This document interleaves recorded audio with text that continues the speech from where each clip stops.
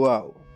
এইবার 'সোলজার' সিনেমার first item গানে কণ্ঠস্বর দিচ্ছেন ওপর বাংলার সেরা গায়িকা Neha Kakkar.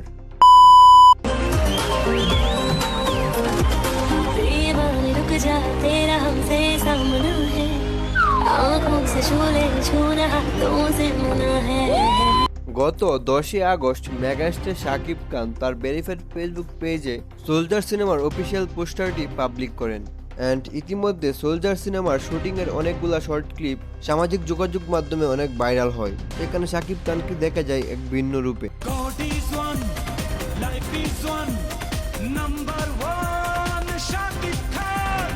God is one, life is one, number one, Shakib Khan. Shakib খানের লুক আর এক্সপ্রেশন দেখেই বোঝা যাচ্ছে 'সোলজার' সিনেমাটা কেমন হতে যাচ্ছে।